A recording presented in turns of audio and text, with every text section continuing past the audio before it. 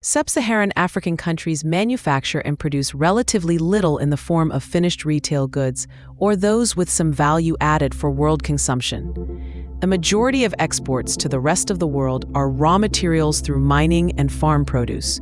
But you already knew that, right? The question here is what governments across the continent are to do in order to transform the fortunes of a people literally overnight. Let's talk about it.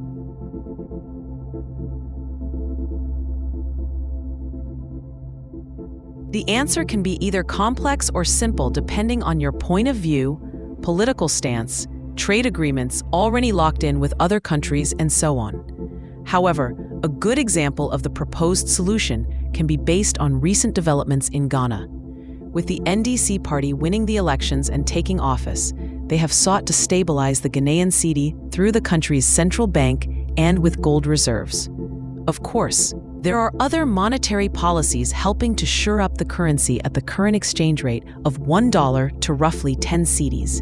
And the proposal here is to leverage any and all legal mechanisms to press further and drive the exchange rate down to $1 equaling 1 cedi. This wouldn't be unfamiliar territory, as it wasn't that long ago when things sat at $1 equaling less than 3 cedis. Before you jump on that, let me explain. Naturally, this would affect external and international buyers of national goods and would make exports relatively expensive.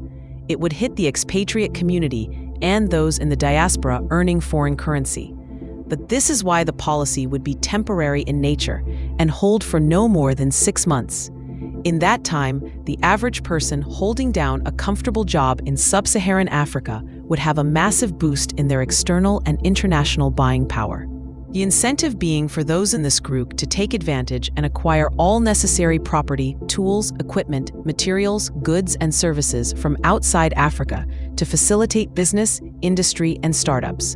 Planned and orchestrated right, especially if supported by low-interest loans and even better repayment options, could be hugely transformative for the ordinary citizen. In essence, an aggressive strengthening followed by gradual weakening of currencies back to present-day rates, while leveraging the buying power it presents for the working and middle class in order to sow seeds of industry and transform the fortunes of a continent overnight, would be unlike anything the continent has ever seen. It would be the usual redistribution of wealth the world witnesses periodically and during financial crashes, except in this case, it would be flowing in reverse and back to Africa. By the time business and industry are up to speed with the new and modern tooling acquired through this strategy, the currency would be just right or back to rates that bolster exports. The difference being that all the extra manufacturing and finished goods, in addition to the raw materials and farm produce, could turbocharge the continent's economy and create a boom for all. Conversely, while there may be the risk of a slowdown or temporary reduction in exports during the currency strengthening, the rest of the world may not be able to adjust and switch global suppliers quickly enough within the 3 to 6 months of the shakeup. In fact, there is the distinct possibility that the higher international prices may actually rake in extra billions, if not trillions, during the currency adjustment on top of the massive acquisition afforded to natives. The time has come for out-of-the-box thinking, to flip the script, turn the tables, and rewrite the rules of engagement at international level. This is not to be disruptive for the sake of it, although some casualties and unforeseen consequences may be expected. It's to chart a new course away from the norms and institutions we have entrusted our development and safety for decades and who have done little to ease economic hardship, repeated cycles of conflict, impossible expectations, and uncertainty.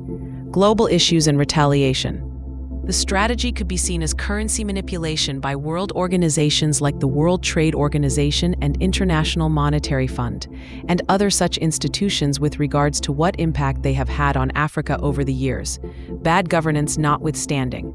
Frankly speaking, the world has never seen a true level playing field since the dawn of man, so why stop now? Final word. If Africa is serious about improving living conditions and creating opportunities for the average citizen, this sort of strategy and others like it should be exactly what it attempts. That said, it would be fascinating to discuss and explore the feasibility of the idea put forward. Whether you're financially astute, understand micro and macroeconomics, monetary policy, or just business-minded? We would love to hear your views and suggestions for national governments to affect.